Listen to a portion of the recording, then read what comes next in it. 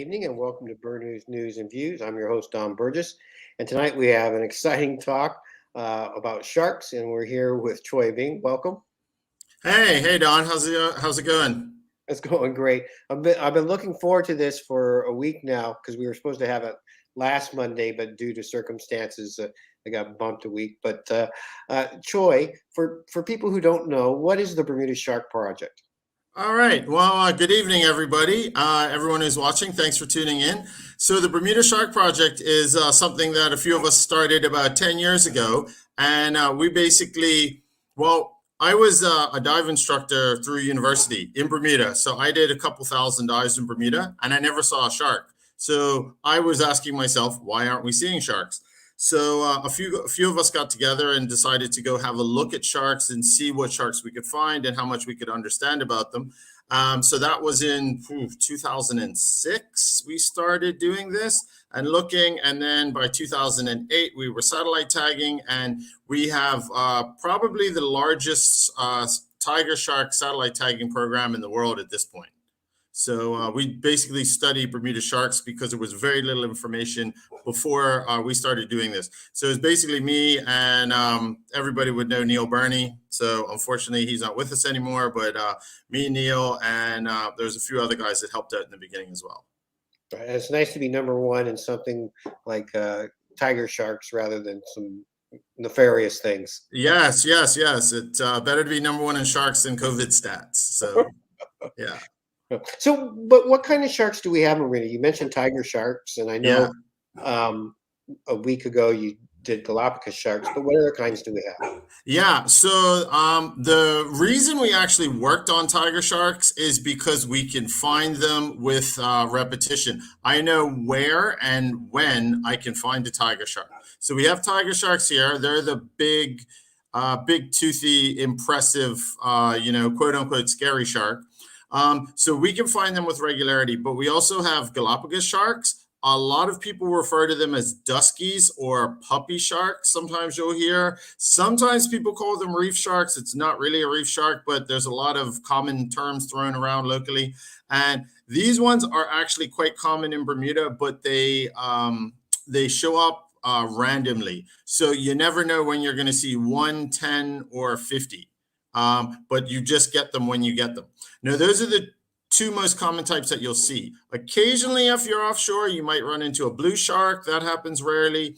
And six-gill sharks are actually very common, but they're down deep. They never really see the light of day. But I would say they're probably the most common shark that we have here. It's just no one ever actually sees them. And just a clip on the screen is just a list of some of the sharks that I've physically seen myself. So that first group is I have firsthand knowledge of. The second group I didn't see in the wild, but somebody I know has a photo or a video or something like that. So, and then the only shark right now that's protected is actually the whale shark. Okay. Now, kind of one of the interesting things is like when I think of the Galapagos, I think that's a Pacific Ocean sort of thing, but is that more common in the Pacific or is it more common in the Atlantic? Those ones are, well, it's called Cacarinus galapagensis. So yeah, I see that I've dropped. I'm not sure why why I've gone out. There we go. Okay. Yeah, I just dropped out randomly. You know how tech goes.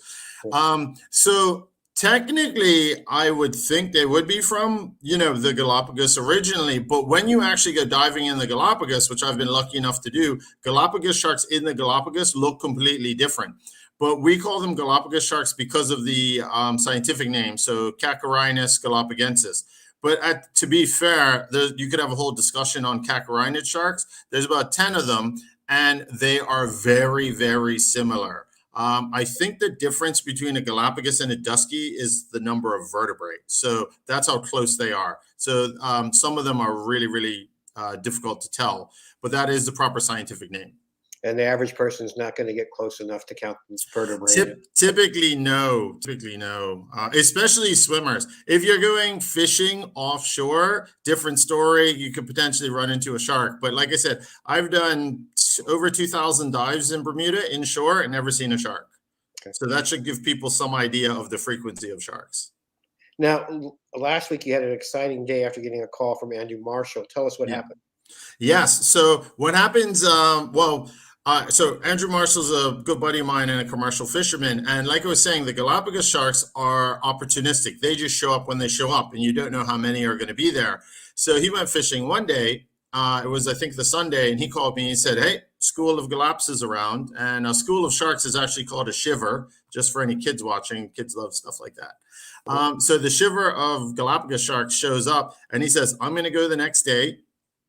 So I basically, this is like 10 o'clock at night. So I went down to the gas station, quarter to 10, bought as much food as I could because it was a very last minute thing. Loaded up my satellite tags, went out, and we found them and managed to actually tag 3, which was great. So shark tagging really goes in waves. You have a very exciting day, and then you have several misses. And I think the previous 6 days going out to look for sharks tagging were all misses. And then on day 7, I got 3. So also gives people an idea of the difficulty in finding sharks. Now, we actually have a clip that you posted on your Facebook page. Yes. Okay, so we're going to show that now. Yeah. Okay, so after a tough season of not finding many sharks, we have a beautiful 4'8" female Galapagos shark. And we do not have a lot of information on the Galapagos sharks. I run across these guys very opportunistically. So this was a great chance to see where they're going. Got the latest generation satellite tag attached. This girl is in great shape and she's ready to go back in the water. So we're about to release her now, and hopefully there'll be some awesome tracks to come out of this. Cool. So what did you catch? All females? Did you catch males? We actually caught 2 girls and a boy at the end. So we got 2 smaller girls. They were about 4'8". So you measure from the nose to the fork of the tail, and from that measurement, you can often guess the body weight. There's a formula for it. And then we got a male that was about 5'7". So he was about a foot larger and had quite a bit more fight in it. What do you use to catch the sharks for tagging so that they're not harmed? Yeah. Well, basically, we fish for them, but I use a circle hook, and the circle hook, unlike the traditional J hook, usually kind of tucks into the corner of the mouth, so you can get the shark up with less damage. So unfortunately, usually we do really well. Unfortunately, though, you do actually have to hook them. And what I often do is file down the barb as well, or just pinch down or crimp down the barb, depending on how the hook is, just so that it doesn't sort of tear up the mouth, because I'd rather have a shark get off than do any damage. And also, obviously, if I'm tagging the shark, I need to have the shark in as pristine condition as possible when we release it. Now, you said you went down to the gas station to buy some snacks. What did you find that they sort of liked when you caught them? Oh, no, that was for me. Oh, just because it was like, because any day I love Andrew, but anytime you jump on Andrew's boat, it's a commitment. You got to be he's going to be out on the water for 12, 14, 16 hours. So you need food. And at 10 o'clock at night, I was just like, oh, gas station snacks it is. So, a couple grocery bags of those. And basically, that's what I ate all day. But yeah, anybody who's been to sea with Andrew, it's, he doesn't play around. When he goes out, he goes out. Okay. Now, we have a slide too, but how has the satellite tag technology helped, and what did you used to use to tag them? Oh, well, the satellite technology, as like so many technologies, has just pushed everything leaps and bounds. I guess 30 years ago, even I guess probably 20 years ago, the only thing that they could do was get basically like a little, almost like a dog tag on a little clip and attach it to the fin of the shark. And then what you do is put a bunch of those out, and then people would just throw out, I don't know, say 100, and the return rate was about 1%. So what you had to do is somebody had to catch that shark at a later date, and then they also had to be conscientious enough to return that. So you can see how that method wasn't very effective. So what's actually happened now with the satellite tags is you put it on the fin, and every time the shark surfaces, as long as the weather's not too bad, what it'll do is fire a signal to a satellite, and then the satellite will track the pings, and it'll keep track of the pings, and they'll go to a database. And this map here is basically a good chunk of our sharks. That's probably about 15 or 20 of our sharks. satellite tags just overlaid together. So you can see they really do cover a large part of the Atlantic, pretty much the entire Western Atlantic. The tiger sharks will roam around. And without the satellite technology, we'd never be able to pull this off. Now, did any of the sharks from the satellite images have sort of a more unique pattern than the rest of them? Yeah, definitely. So the patterns are completely haphazard, but you do get a few of them that have some repetition, or sorry, I should say some patterns are haphazard, but you get a few with some amazing repetition. The best track we've seen, there was a shark called Harry Lindo, and Lindo's was the sponsor for that. So they named it after their founder, Harry. And so what happened is, we put the tag on Harry Lindo, and the tag lasted for 3 years, which was great. So what happened is Harry Lindo actually, so the home range, this is one of the reasons we discovered the migration very clearly. We tagged Harry Lindo, I think 2009. It was quite a ways, quite a while. It was a good 10 years ago now. But what he did is he did 3 years of pretty much the exact same lap around the Atlantic. So his home range was just near the BVIs. So what he used to do is go hang out in the BVIs in the winter and then head up around Bermuda, not necessarily to Bermuda, but come up, hang around Bermuda, maybe do a quick stop, and then go back to the BVIs. But the interesting thing was he left the BVIs the same week every year for 3 years. And then he returned the same week every year for 3 years. So not only can a shark tell you, well, not only does a shark know where it is in the ocean at any given point, it can pretty much tell you what day on a calendar year that it is.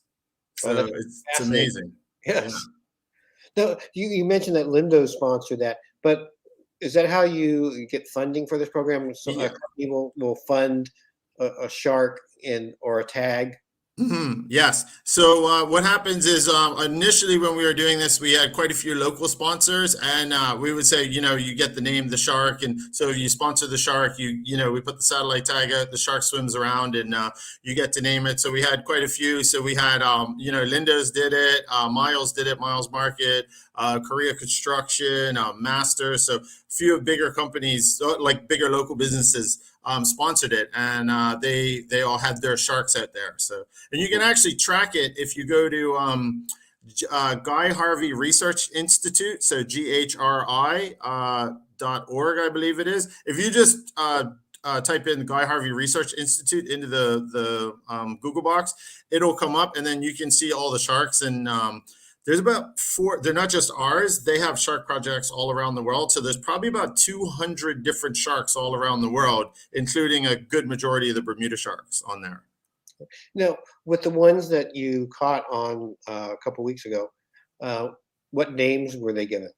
Or have they been? Well, one, actually, I'm waiting to hear back from the sponsor. So one is called Chewy. I think the sponsor's nephews picked it, but I'm not sure. It's like whatever the sponsor wants. So so we've got Chewy, and they need to actually give me another name. Yes, and then I think the last one is good. The other female is going to be, there it is. Yes, it popped up on the screen. GHRItracking.org. Perfect.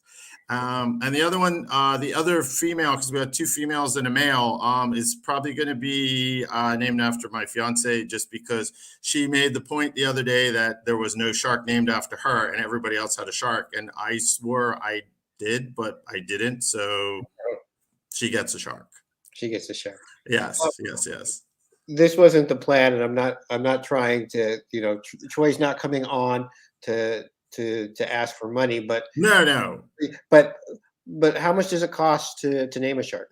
Oh, that's fine. Well, basically what it is, it's the satellite tags. So, if you purchase a satellite tag, that's your shark. But so the tags cost, we have 2 different models, but basically at the end of the day, one model is more expensive, but doesn't use very much satellite time. The other model is cheaper, but uses a lot of satellite time, but they both work out to about 6,000, depending on how much a shark comes up. So the technology is not cheap. And if you think about it, we've tagged 50 sharks at $6,000 a pop. So I have to definitely tip my hat to the ability to fundraise for conservation in Bermuda. It's been pretty incredible. And we have some very jealous overseas friends. They can't believe how much work we actually get done here. So that's pretty cool. So definitely have to shout out all the sponsors. I'm going to adjust my window here. Yeah, no worries. Because the sun's shining. Yeah, I said it looked like it was completely in your eye at one point. It was funny because this last week in my P5 class at East End Primary, I just want to give a shout out. We were studying light sources and opaque, translucent, and transparent. So I was being a bit opaque. Oh, One side of my face to the other. What else did you happen to see when you were out there on your adventure? oh yeah, that was a really good day. So I'm trying to think how it started because it was a long day. So basically we went out and because it was a fishing trip as well. We caught a pretty big tuna and a couple wahoos while we were on the way there. Then we jumped into sharks. We got our 3 Galapagos sharks probably within a 2-hour period. We got all 3 caught up, tagged, and back in, which is really efficient. And like I said, it's when the sharks show up and everything happens, it all happens very quickly, and it's always been like that. And then at the end, it was pretty wild. We were trolling for a wahoo on the ride home, and we caught, we hooked a 200-pound marlin, and it was a 200-pound blue marlin jumping off the back of the boat. So obviously fought that for a bit, but because it was on a small wahoo rig, the marlin just completely destroyed the rig. But it was really funny while we were fighting the marlin, a pod of dolphin rolled up, and this is right as the sun was setting, and all these dolphin just appeared, and they seemed to come up as if to say, "What's going on? What are you guys doing?" And they were very inquisitive. So, but we do, I do see dolphin from time to time as well out there. Yes. Yeah, I don't know if we have the Ocean Vet series that we can put up while we're talking. Yeah. Okay. So here's some clips, and just so people know too, the Ocean Vet series is now actually on YouTube. So if you just go into YouTube and Google Ocean, or just go in the search bar and type in Ocean Vet. So anybody out there who hasn't seen it or wants to see it, or you want to entertain the kids because they're trapped inside these days with COVID, feel free to look it up. There's 11 episodes there. So anybody that lives in Bermuda should see it because it's all Bermuda. So that's you with Dr. Bernie there. But Yeah. people who don't know what the Ocean Vet series is, if you can give a brief. Yeah. So basically, the main thing we started out with was the sharks and the shark tagging, but we actually got enough kind of notoriety and funding, and we became known enough that we got a production company interested, and we actually managed to get a television production greenlighted. So we filmed 11 episodes, and each episode is a different animal, a different adventure, and it's all filmed locally. And we do tiger sharks, Galapagos sharks, 6-gill sharks, eagle rays, humpback whales, and we kind of have a mission on each one. But I think it will blow people away if they haven't seen it, just knowing what's here, because so many of the things that we see fairly regularly, most people will never get to unless you're going to venture out into the ocean, out into the deep. Now, for people who don't understand, what do our sharks feed on? I'm sure there's a little bit of a variety between one species and the next, and how important they are for our water ecosystem. Yeah. Well, so they do have a variety of things they feed off of. Tiger sharks predominantly feed off of turtles and seabirds, but they can pretty much eat anything. So with the tiger sharks, they'll have a crack at most things, but like I said, turtles are the mainstays, particularly when they're down in the Caribbean, just because there's much bigger, larger turtle grounds there. The Galapagos shark, I think they're a little bit of a omnivore. They're going to go out and probably they've got a lot more speed, so I think they're going to be catching mostly fish, but most sharks can have a go at at anything. And then the blues sort of scavenge a little bit just because they're a real open ocean predator. So they've just got to find whatever they can, whether it be alive or dead. Now, I remember speaking to you a couple years ago, I think it was, where somebody had caught, and I think it was Galapagos, maybe it was the tiger shark. They caught about three little baby ones, Yeah. and they were taking had pictures of them out in front of the beach area or the national park area that they had. How did that Mhm. make you feel? Yeah. So what it is with the sharks is, so I'm not like, this is how I like to put it. Cause like I have a lot of friends that are fishermen. I'm not anti-fishing. I'm pro-conservation. If I look at the scientific data and it looks like we are endangering the existence of a particular species, a particular creature, we need to slow down. We need to put on the brakes. We need to study it, and we need to, stop harvesting. Now, sharks, you can't really compare with bony fish. So sharks are much older. They're a much older species, and they don't there's a few things with sharks. So they grow very slowly. They mature really late. They don't have a lot of young, and they have a high infant mortality. So sharks don't reproduce at very quickly compared to other fish, say like a grouper, because that's another large reef predator, but it's a bony fish. So their biologies are completely different. Sharks we have to be very careful of, but they're a predator, and what they do is they manage fish populations. They keep things in check. They manage turtle populations, ray populations, reef fish populations. Sharks kind of manage everything, and they're meant to go around and hunt stuff. So the whole goal with the whole ecological premise of a shark is it keeps the populations in check. It picks off diseased animals. It picks off the weak and the dying. And basically, it keeps the overall ecological fitness up. And we're quite low on our shark numbers locally because they were fished out decades ago, 60s, 70s, 80s. Shark takes were massive. And just a couple of numbers with the slides, some of the local shark catch numbers, just to show people, the decline. And there are a lot. Well, with our sharks, we don't have a lot of good baseline data, which would be the idea would be 100 years ago. We know what was here, so that would be like your ideal baseline data. But obviously, we don't have that. So we're kind of working from a point where you kind of don't know what you had, but we know just from anecdotal evidence that the numbers are low. I've spoken to fishermen that are in their 60s and 70s now, and when there was the cannery up in I think 1981 at MOB, guys would tell me, "Oh yeah, we took 300 sharks a week up there." So when you're fishing them at that rate, you're going to deplete them very, very quickly, and then they replenish very, very slowly. So that's the worry with the shark. So you got to kind of explain that to people. It's not just a question of 3 dead sharks. It's a question of that, there's only a small number of sharks that repopulate the Bermuda group every year. And, they're really easy to target, really easy to fish out. Yeah. We have a comment from Joel Gloria saying, "Keep up the great work, Choy." And I know a lot Oh, of, thanks. and just as Neil gives a thumbs up as well. um, because I know a lot of people in Bermuda are very appreciative of your efforts to looking out after this. Yeah. Well, we just do.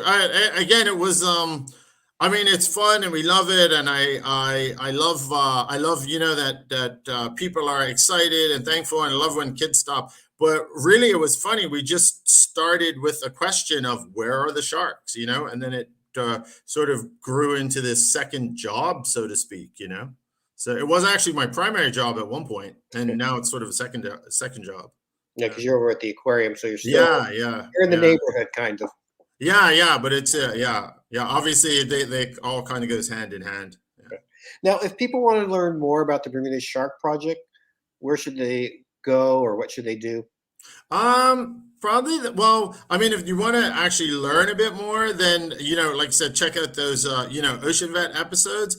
And in terms of there was a website and stuff like that, but keeping everything going.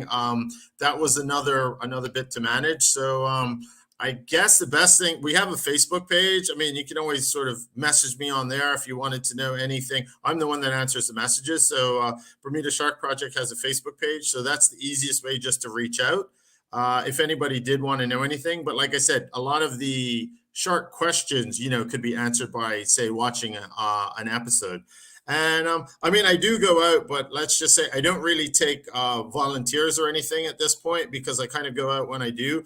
Any volunteers, it's funny, the volunteers I do have, I've actually plucked from, students that work with me. So give the students a chance to go out. So I've got 2 or 3 sort of 17, 18, 19-year-old Bermudian kids that are really great help on the boat and love coming out. So, if you hang out and you come work with me, maybe you get a chance to, come out and see a shark. So. Yeah. It's a great experience for them too. I mean, where else? Oh yeah. There's not very many places in the world where they can get that kind of, Yes, exactly. Yeah, they love it, and it's great because it's they're all, because I've worked with them for years. I've vetted them. They're great ocean kids, so it's nice to do that, and I love just showing the next generation, because people took me under their wing when I was 18, 19, 20, and this is repaying the favor. Okay. Now we're almost up on our 30 minutes here. Is there something that you'd like to stress to the public, or maybe an encouraging word about our water ecosystem and sharks? Yeah. Well, I mean, the great thing in Bermuda is, we have a lot of goodwill and a high level of education. I spent 3 years in 3 years in Asia and 2 years in Africa, and it's tough conservation out there, just because even if you get a few educated people, the majority of the population is just trying to, feed themselves. So they're not really worried too much about, what's going on in the environment, because, they have struggles. So with that being said, I mean, we have to be very careful with our oceans. Basically right now, I mean, all the ocean stats are pretty grim. If we keep going at the rate we're going, by the year 2048, fishing on planet Earth will cease if we keep going the way we're going. So what we need to do is dial that back. Luckily in Bermuda, our fish is caught sustainably.